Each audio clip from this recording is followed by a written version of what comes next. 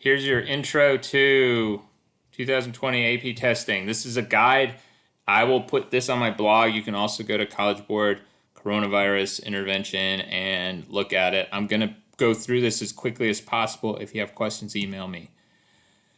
This is all the stuff about resources. The dates you need to remember are May 4th, essentially. More on that later. This is what's in the guide. Your exam ticket's very important. You're going to get your exam ticket two ways. Or you can access your exam ticket two ways. 2 days before the exam, you will get an email that'll have your e-ticket in it. You can also go to myap.collegeboard.org and access your ticket. So that's two places where you can see the same ticket. Don't share your ticket, okay? All right. So the AP English Lit exam is Wednesday, May 13th at 2 o'clock. The AP English Language exam is May 20th at 2 o'clock. That's 2 o'clock unless you're on vacation somewhere else, and then figure it out. The makeup exams are in June. Try to do it on the regular testing day, but if you can't, then these makeup days are available. If you don't show up for the regular exam, a ticket will automatically be generated for the makeup exam in the beginning of June. All right, that's just stuff about time zones. Hopefully you know about that. So they want you to know that it's not going to be more difficult to get a 3, 4, or 5 than in the past years. They'll take the collection of exams and they'll grade them accordingly. You will just have to do fewer questions in order to get a 3, 4, 5, 1 or 2, whatever. And then just know that you're probably good at testing if you're an AP student. So just do your best. All right, so there's going to be more on this later, but you have 3 ways to submit your essay, okay? Option 1 is the copy and paste method. In this situation, you will have a laptop or a desktop computer. You will have 2 windows open. Window 1 will be your browser with the test question where you enter your exam ticket information. Window 2 is going to be your Google Docs or your Microsoft word processing window. So that's where you're going to type your essay.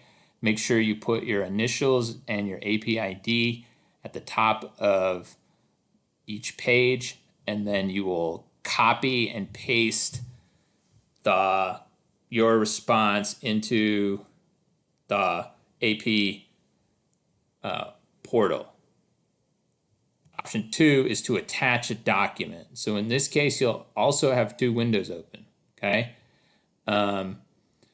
You need to type it, and then you'll have to save your answers. Again, make sure you have your initials and your AP ID number. Once you've saved it then on your desktop, then you'll upload it to the AP exam portal. Now, keep in mind, when you use Turnitin.com and you use Google, you can open up your Google Drive and get it directly from there. You will not be able to do that with the AP portal. You need to download it as a PDF or a docx or a doc onto your desktop and then upload it. The last option is if you want to use your smartphone or tablet, you will access the question on your smartphone and tablet and then write on lined paper. Make sure you have your initials and your AP ID on the top of each page, and make sure you number the pages, and take a picture of each page up to 5. Then you'll attach the photos and click submit. Skip. If you have testing accommodations, let me know and I will talk you through this. If you need a makeup exam, you go to collegeboard.org, request makeup, and there'll be a test request form. If you have any issues, go to that website and they'll generate a makeup ticket.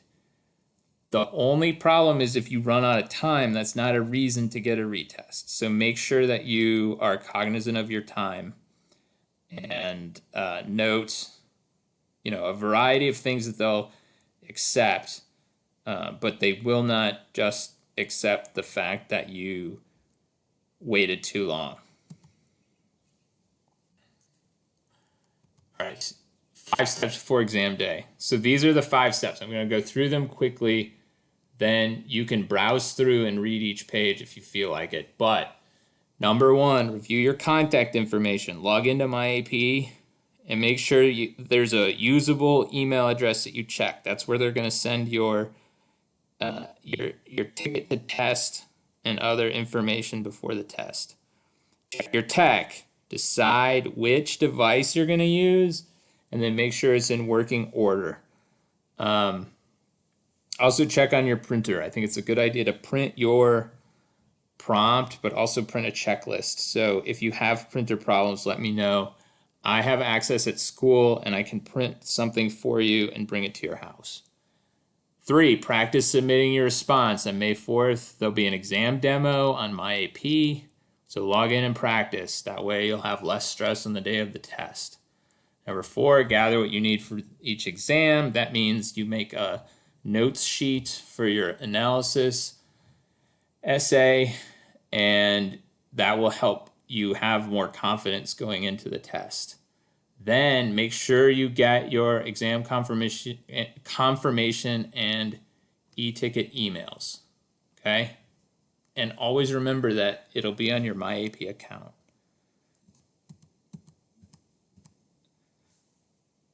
All right, exam day. You need your exam e-ticket, your completed exam day checklist, your laptop, your browser, Firefox, Fire Edge, Chrome is recommended, internet or cellular connection, and then anything for accommodations, okay? If you're typing your response, you do Google Docs, Notes, or other application. Other stuff that's permitted are notes, textbooks, and previous assignments or assessments. So you could actually have an essay that you already wrote available if you need that sort of guidance.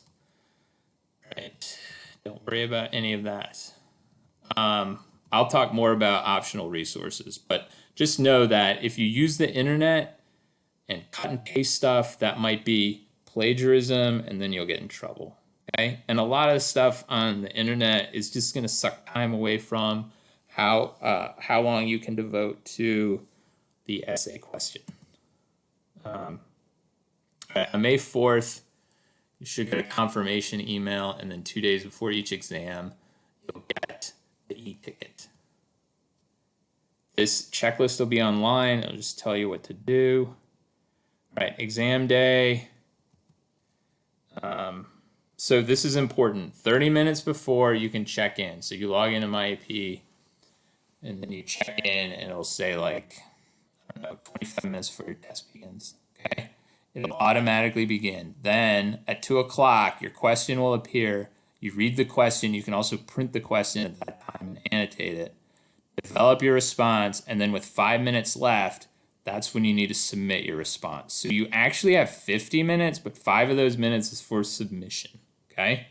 And remember, not submitting is not a reason for a retake. All right, so create a testing environment. Most of you have this fine, like you have a place where you can quietly do a test, okay?